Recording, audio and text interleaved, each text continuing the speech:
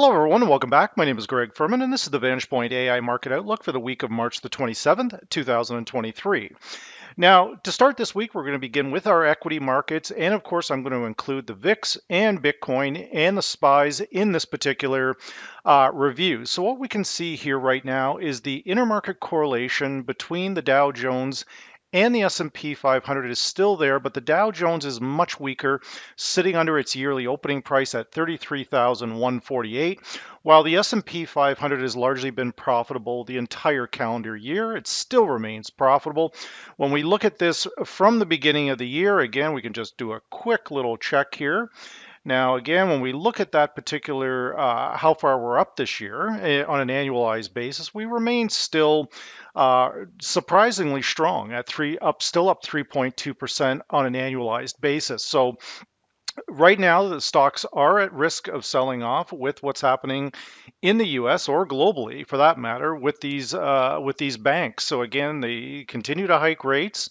We'll see where this ends up, but for now, the S&P 500 remains strong. The Dow Jones recovering somewhat, but still negative. When we look at the Russell, we can see that the Russell also remains negative on the year. Now, if we continue to hold along the verified support low, and the S&P 500 and the Nasdaq can extend higher, then that could breathe new life into the Russell and the Dow. But it's going to be a little bit more difficult, in my respectful opinion. The Nasdaq remains very much positive on the year. When we look closer at the Nasdaq, we can see that currently, as we sit right now, if we bought this on January the 1st, the Nasdaq again remains firmly up on the year at 12.85%. Now, a lot of that, in my respectful opinion only, is coming from this massive move up on Bitcoin yet again, up close to 65% on the year, one of the number one investments this year. But we can see with Bitcoin, we've got some resistance building here at 28,779. In my respectful opinion only, again, Bitcoin is started to correlate more to gold than the equity markets. If you remember several months ago, I had talked about looking for something like this, where I would see the Bitcoin break away from its correlation to stocks and move more towards not just a risk-on asset, but also a risk-off.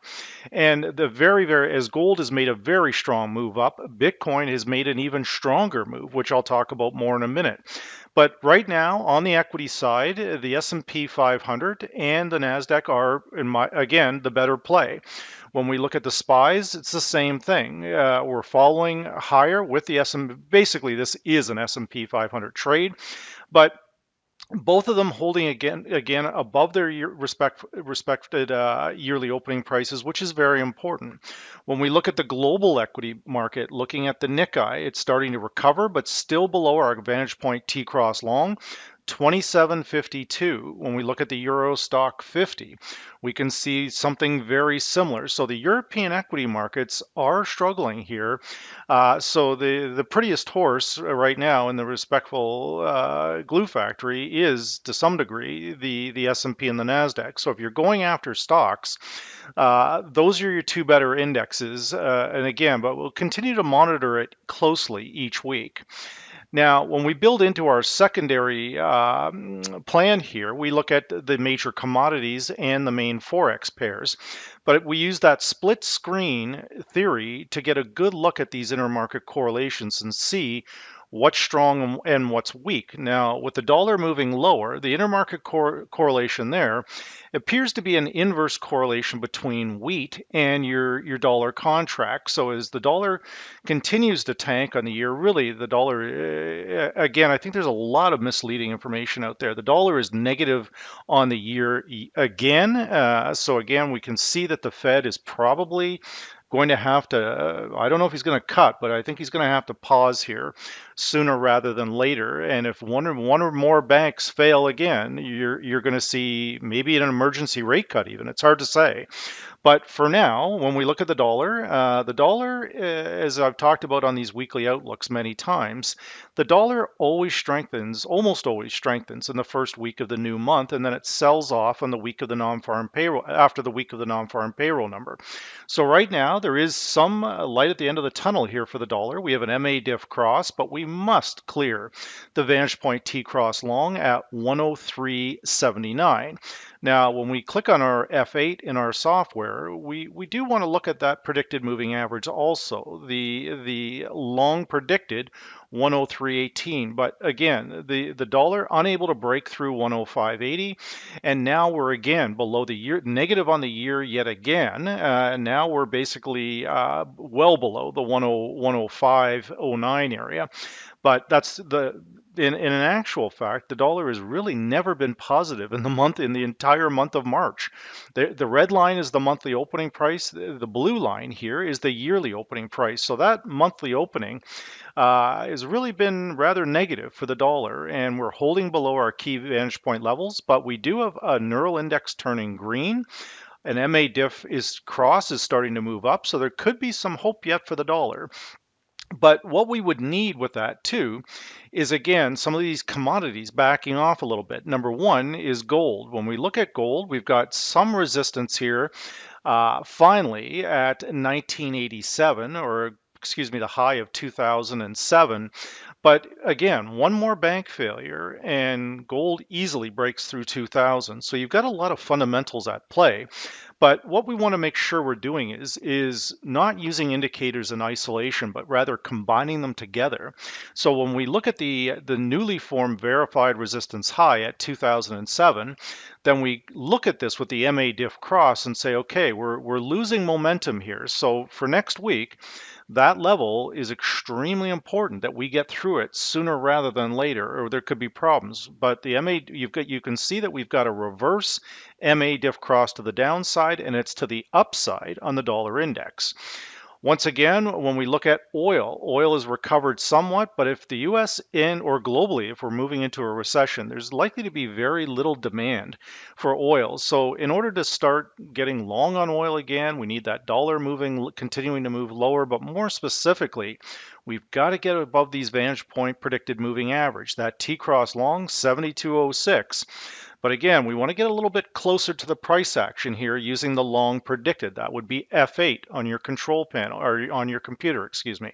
So when we look at that right now, we're not getting over that predicted moving average, which suggests there's still some potential problems here. But the MA diff cross here on light sweet crude oil, this is one we want to keep an eye on to see if we can continue to advance here. But my optimism on strong gold or strong oil prices remains heavily guarded. So when we further look at a closer look at that S&P 500, we can see that we're also holding along the Vantage Point T cross long 39.51, but the monthly opening and the yearly opening price, you've got a lot of support slash resistance at 39.60 and 38.53. But 38.53, we remain long the equity markets or the S&P 500 as long as we hold above or we remain positive on the year. Another way you can do this is straddle the yearly opening price by buying close to it and then having a sell stop order below 38.53. That's another option to play here.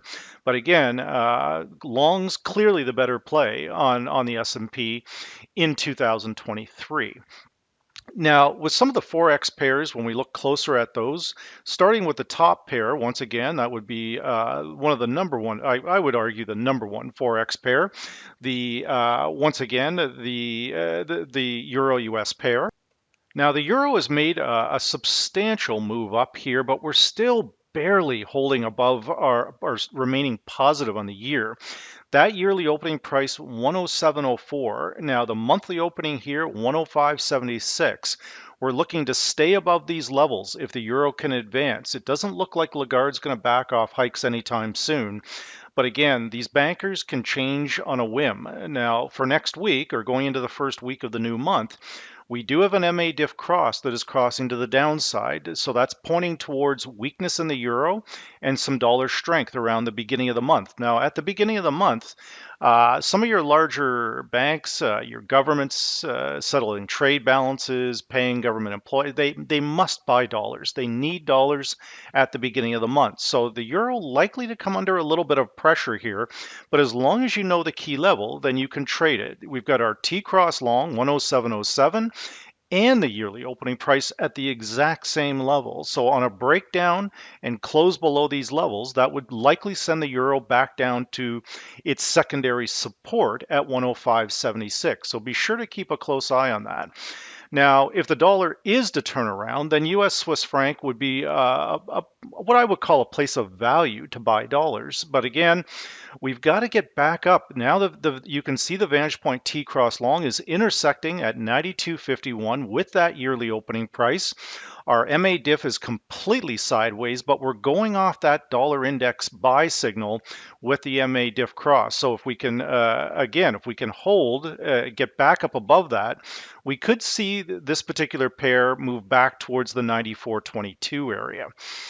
Now, with the pound dollar, again, the pound is struggling in this channel that it's been in for the better part of the calendar. Well, I would argue this been in this channel going back into 2022, into well, at least January anyway. You can see that we've got this resistance at high 124.35, and we're just unable to break through it. Now, our T cross long for next week 121.38. We've got to hold above that, and we must hold above 120.97, or the dollar may come back here against some of these currencies, at least for a week or so, with that dollar buying. But again, I wouldn't misunderstand that with a new trend in the dollar. I believe the trend in the dollar is still, at least in 2023, is still down, and it's still going to have trouble attracting a lot of buyers here unless the Fed comes in and starts talking hikes again, or potentially a cut.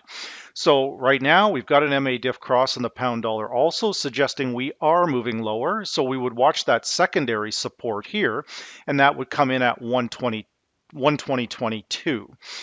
Now, the dollar yen finally giving up some of these massive gains that it's had over the last year or so. And again, you can see all the way from 116 till we finally peaked in October when the dollar index peaked and started moving lower. You can match these charts almost identical in your trading here, that virtually if that dollar index is in trouble, so is the dollar yen. And you can see that Vantage Point accurately forecasted that moving lower this entire period. So once again, we're not making any new highs in the dollar yen, and we're not making any new highs in the dollar index itself, both of which say a corrective move is coming on both of these two. But the longer term is what we would be more interested in. And we're going to need more input from the Fed on that. But again, for now, shorts do seem reasonable after we get a corrective move higher. I would respectfully submit that move higher would be coming approximately up to the T cross long, 133.20. Then we've got 136.23 and about 131.10 on the yearly opening. So right now, that yearly opening price could be a determining factor. If we're holding below the yearly opening price, then the dollar yen is likely moving lower. But if we can get back up above it, we can target these upper resistance levels. Now, US Canada, again, extremely correlated to oil prices and equities. So if oil and equities turn around or they can hold firm, then we could see some Canadian dollar strength. The Bank of Canada no longer hiking. I think they've made the right call there. They did kind of take a shot at the US Fed when they said, we don't care what the US is doing. We're pausing. We're not hiking any further at this time. So the question is the Fed going to follow? And I believe the answer is ultimately yes. He probably will at least have to pause here and rethink this unprecedented event from 2022, which drove the dollar higher, drove your equity markets lower, drove Bitcoin lower, gold, all of these things. But we can see that there's a fairly substantial reversal of last year's trade going in. But again, people still trying to sell gold, still trying to sell the equity market when they've both been a buy and dip, guys. So the Canadian dollar could benefit from this, but make no mistake, we need stocks higher and we need oil higher if the Canadian dollar is going to strengthen. So right now, our monthly and yearly opening prices 136.47 and the yearly at 135.51. So any dollar strength coming, well, the CAD usually strengthens also. So we could have a potential corrective move lower, but not if stocks move lower. The same thing here would apply next week to our Aussie and Kiwi, that we need stocks back up. There was a time in history where the Aussie had an extremely high correlation to gold and some of your other metals. But as of late, it's just not there. So again, our MA diff cross here is pointing down, and with the US CAD, we want to make sure we're looking at that MA diff cross because again, we could see another rally back to the upside with the MA diff cross sitting basically sideways, but there is a cross there. So in the Aussie, it's crossing back down to the downside. That would suggest to me next week would be a better week for the dollar, not as good of a week for stocks, and maybe not as good of a week for gold and Bitcoin. But again, we'll monitor it very closely. You can see that the Aussie, very, very similar trade here, but the Aussie is holding above its monthly opening price, but still negative on the year. The MA diff cross there also has turned lower. So basically in the bulk of this presentation here today, it's pointing towards some dollar strength coming and but it's a corrective move. It's not necessarily a continuation of the move from last year. So with that said, this is the Vantage Point AI Market Outlook for the week of March the 27th, 2020.